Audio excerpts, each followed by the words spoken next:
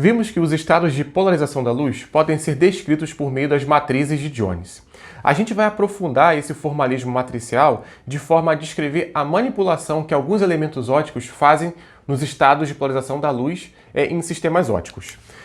O primeiro deles que a gente vai analisar aqui é o polarizador linear, ou seja, é um dispositivo que transforma a polarização de um feixe incidente num feixe linear. Um polarizador ele é um elemento caracterizado por um eixo de transmissão. Então, por exemplo, um polarizador linear, como esse da figura, que tem um eixo de transmissão orientado na direção horizontal, na direção X, ele deixa passar apenas a componente da luz incidente paralela a esse eixo X. Então, por exemplo, o caso aí ilustrado no slide, um feixe PL45, ou seja, linearmente polarizado a 45 graus, conforme ilustrado aí. Somente a componente X dele é transmitida por esse polarizador, ou por esse polaroide. Matematicamente, a gente também pode descrever essa operação usando as matrizes de Jones. Inicialmente, a matriz de Jones do sistema ela é descrita pelos termos AX e AY, conforme está ilustrado. E após a passagem pelo polarizador, ela é transformada em AX e zero. O nosso trabalho aqui, matemático, vai ser basicamente reescrever essa operação, ou esse mapa, que leva AX, AY e AX e A0, por meio de um produto matricial. Ou seja, o nosso trabalho vai ser descobrir a matriz que faz isso. E nesse caso específico do polarizador a 0 graus, essa matriz é a matriz 1000, conforme está ilustrada.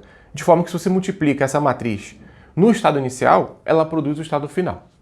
A gente poderia também ter considerado o polarizador na vertical. Aí nesse caso a matriz é diferente, né? Mas só que a única diferença é que essa matriz agora é a 0001, conforme ilustrado aí. A gente pode generalizar essa ideia para explicar o funcionamento de qualquer elemento óptico que modifica a polarização. Então, por exemplo, esse dispositivo aí, um polarizador circular, ele transforma a luz linearmente polarizada a 45 graus num caso de polarização circular à esquerda, conforme esse aí representado no slide. Nosso trabalho aqui é basicamente descobrir qual é a matriz que representa esse elemento óptico, ou esse polarizador circular. Nesse caso, a gente sabe que se o feixe incidente ele está polarizado linearmente a 45 graus, ele é descrito pelo vetor 1, 1. E o feixe que sai, que é o feixe que sai do elemento óptico, se ele tem polarização circular, ele é descrito pelo vetor de Jones 1i, conforme ilustrado. Ou seja, o mapa vai de 1, 1 para 1i.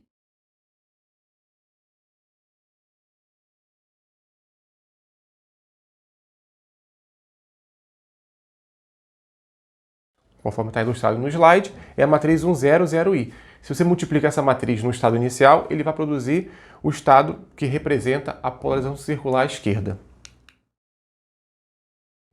Como implementamos isso fisicamente? Ou seja, eu vou ter lá numa experiência ou num dado sistema óptico um elemento que vai modificar o estado de polarização da luz. Eu quero saber como que ele funciona fisicamente. Bom, para a gente descobrir isso e discutir com um pouco mais de detalhes, vamos voltar aqui à ideia dos vetores de Jones.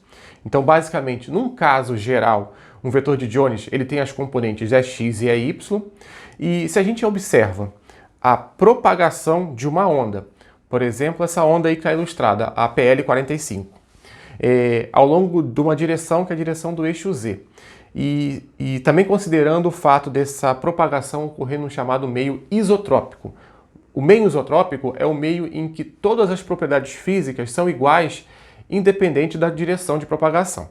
Então, por exemplo, o feixe PL45 ele tem componentes EX e EY.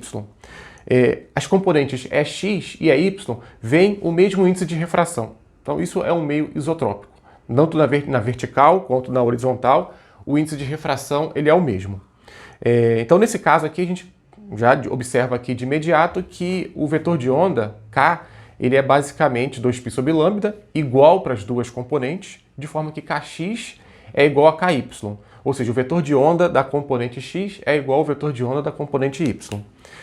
Eu vou analisar aqui agora a seguinte situação. Então, eu tenho aqui um instantâneo de uma onda eletromagnética no instante t igual a 0 e dois pontos de observação. E no ponto z igual a 1 e E no ponto z igual a 2.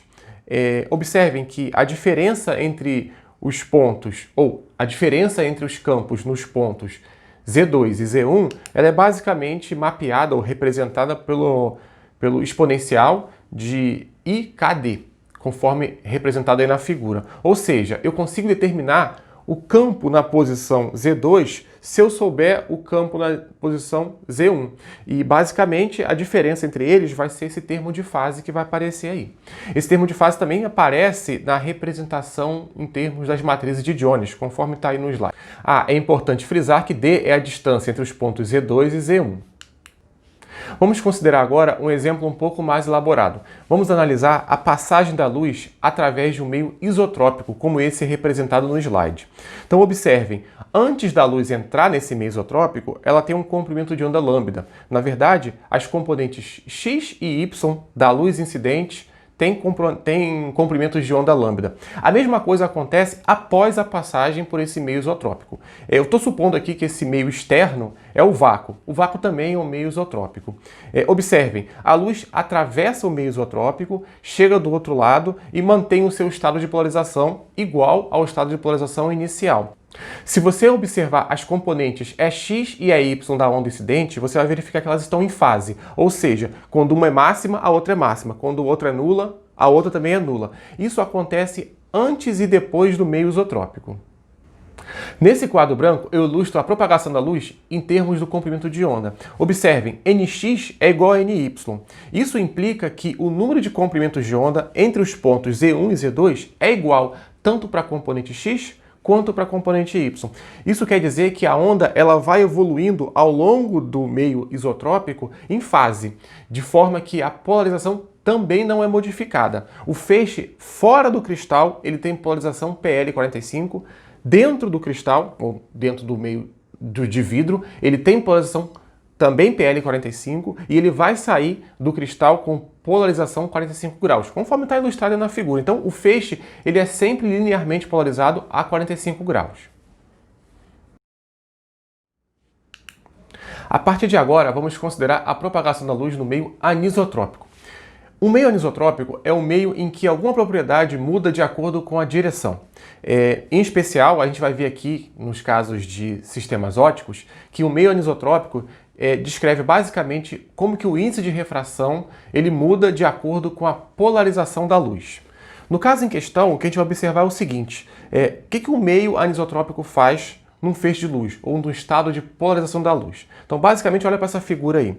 Eu tenho um feixe inicialmente polarizado, e observem que as componentes X e Y estão em fase, de forma que quando uma é máxima, a outra é máxima, quando outra é nula, a outra também é nula, enfim. Isso descreve um feixe com polarização linear a 45 graus. E esse feixe, ele ao atravessar um meio anisotrópico, ele vai sair com as suas componentes defasadas de um ΔΦ, conforme ilustrado aí na figura. Observem, antes e depois da propagação nesse meio anisotrópico, a onda tinha um comprimento de onda lambda, ou seja, lambda_x é igual a lambda_y antes e depois do meio anisotrópico. Isso continua válido. Todavia, a única diferença que o meio promoveu nessa onda foi basicamente essa defasagem entre as componentes. Essa defasagem entre as componentes, ela ilustra basicamente essa mudança na polarização, né? Então, basicamente, se eu tenho as componentes X e Y, defaso uma com relação à outra, eu vou mudar o estado de polarização da luz, de forma, por exemplo, transformar o PL45 num estado elíptico, conforme esse aí do slide. De forma a gente entender um pouco melhor isso, eu volto aqui ao quadro branco que ilustra a distância entre os pontos Z1 e Z2 em termos do número de comprimentos de onda. Observem que, nesse caso, o índice de refração na direção Y ele é diferente do índice de refração na direção X. Estou supondo aqui que NY é maior do que NX. De forma que o comprimento de onda da luz da componente na direção vertical vai ser menor do que o comprimento de onda na direção horizontal. Então, normalmente, o que vai acontecer? As ondas vão começar em fase, na posição Z1, e vai haver a propagação. Quando chega na posição Z2, que é o final do meio anisotrópico, elas vão chegar fora de fase, defasadas de um ΔΦ. Na verdade, esse ΔΦ que a gente observa lá atrás, ele é apenas resultado dessa defasagem que ocorreu dentro do meio anisotrópico. Vamos juntar os resultados obtidos até aqui nos vetores de Jones. Basicamente, um vetor ele evolui do estado AX a Y para AX vezes um termo de fase exponencial de INXKD e AY exponencial de INYKD, conforme está ilustrado na figura. Nesse formalismo de Jones, é fácil a gente ver, né, basicamente, que a matriz que descreve a transformação implementada pelo meio anisotrópico é essa matriz que está aí representada. Exponencial de INXKD 00 exponencial de INYKD. Então essa matriz, ela descreve o que acontece dentro do meio anisotrópico. Eu vou reescrever essa matriz, agora vai apenas álgebra. Então eu vou botar em evidência o exponencial de INXKD, conforme está aí. E quando eu faço isso, a gente obtém que esse termo que ficou para fora é uma fase global, que vai poder ser desconsiderado, e o termo que ficou dentro da matriz, NY menos NX, é o que a gente chama de birefringência. Então, a matriz que descreve o meio anisotrópico é essa matriz que está aí, 1, 0, 0, exponencial de I delta N KD. A princípio, essa defasagem ΔΦ é um problema nos seus experimentos, né? Visto que ela vai mudar o seu estado de polarização e você já não vai ter mais controle sobre a situação que está acontecendo no aparato experimental. Todavia, esse problema ele pode ser contornado e, na verdade, ele pode ser, inclusive, utilizado a nosso favor. Então, imagine a seguinte situação, que a gente consiga controlar as propriedades desse meio anisotrópico de forma a produzir um ΔΦ específico. No caso, ΔΦ igual a π sobre 2. Quando a gente faz isso, a gente verifica que, basicamente, o exponencial de I ΔN KD vale I. Então, a matriz que descreve o meio birefringente nessa situação particular, que ΔΦ vale π sobre 2, é a matriz 1, 0, 0, I, conforme está aí. Como exemplo, o que essa matriz faz? Ela pode ser utilizada, ou seja, se eu pego um meio em que provoca uma defasagem específica de π sobre 2, eu posso pegar um estado de polarização da luz linear a 45 graus e transformar num circular à esquerda, conforme está aí na figura. Então, basicamente, se você pega essa matriz 1, 0, 0, I e multiplica pelo PL45, ou seja, pelo vetor 1, 1, você vai obter que o resultado final é o vetor 1I, que representa o estado de polarização circular à esquerda. Na prática, produzir esse ΔΦ igual a π sobre 2 constitui uma tarefa que não é muito fácil, sobretudo se estivermos trabalhando com a radiação visível, em que o comprimento de onda é da ordem de 500, 600, 700 nanômetros. Ou seja, as lâminas deveriam ser muito fininhas. O que normalmente nós fazemos, o que se faz nas indústrias, é produzir que a defasagem seja π sobre 2 mais múltiplos do comprimento de onda, como essa situação que está aí. Então vamos aprofundar um pouco mais nessa discussão aqui. Levando isso em consideração, a gente verifica basicamente que I ΔN KD é basicamente I π sobre 2 mais 2πm. Bom, cortando os i's que aparecem dos dois lados e simplificando essas equações, a gente obtém que ΔN vezes D é igual a lambda sobre 4 mais mπ. Na verdade, lambda sobre 4 é um quarto de onda, ou seja, um quarto de uma onda, enquanto que mπ é um múltiplo do comprimento de onda. Nesse sentido, a gente, quando produz uma lâmina, um meio anisotrópico, que produz uma diferença de fase de π sobre 2, a gente chama esse meio de uma lâmina de quarto de onda. Um outro caso de bastante relevância é quando esse meio anisotrópico produz uma defasagem de π. Nesse caso específico, nós chamamos isso de uma lâmina de meia onda. Para a lâmina de meia onda, o termo exponencial que fica dentro da matriz que descreve o meio anisotrópico, o termo exponencial de I ΔN KD vale menos 1. Com isso, a matriz que descreve o sistema é a matriz 1001.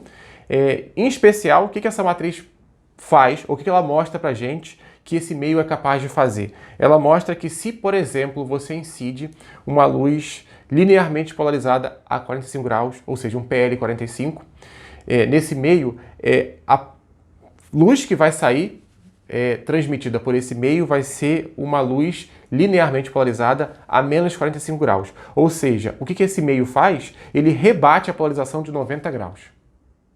Se a defasagem for de 2π, nós temos o que nós chamamos de onda completa. Nesse caso, o termo exponencial de I ΔN KD é 1. E a matriz que descreve esse meio é a matriz identidade, 1001, conforme está ilustrado na figura. Mas a matriz identidade, ela basicamente multiplica qualquer vetor e produz ele mesmo, de forma que se você incide uma luz linearmente polarizada a 45 graus nesse meio, que é uma lâmina de onda completa, ele vai sair de novo um PL 45, ou seja, linearmente polarizado a 45 graus. Talvez nesse momento da videoaula você se pergunte: por que eu vou querer usar um meio birrefringente para não fazer nada num feixe de luz? Eu posso usar um vidro. Eu imagino que o meio birrefringente seja mais caro que um vidro. Então por que eu vou usar um meio birrefringente para não fazer nada num feixe de luz? A questão é a seguinte, conforme está aí no slide. Essa lâmina, ou uma lâmina birrefringente, atua como lâmina de onda completa, produzindo 2π, apenas para específicos comprimentos de onda. De forma que a polarização ela só não se altera se a luz incidente for uma luz com aquele comprimento de onda específico. Então imagina, eu compro uma lâmina de onda completa para luz verde, 500 nanômetros. E aí, se eu usar aquela lâmina para luz verde, ela exatamente funciona como um espelho, não vai fazer nada com a polarização da luz. Mas, por outro lado, se eu uso uma luz vermelha de 650 nanômetros de comprimento de onda, ela já não vai ser mais uma lâmina de onda completa, ela vai mudar o estado de polarização. Seguindo essa discussão referente ao funcionamento dos meios anisotrópicos, eu deixo uma pergunta aqui para você avaliar enquanto você estiver vendo as videoaulas.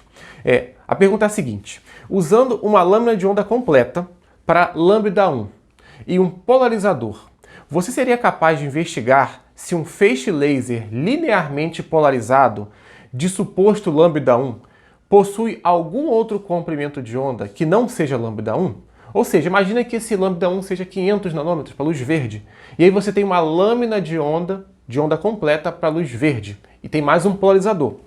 Você seria capaz de analisar se uma fonte de luz esverdeada possui apenas a luz verde?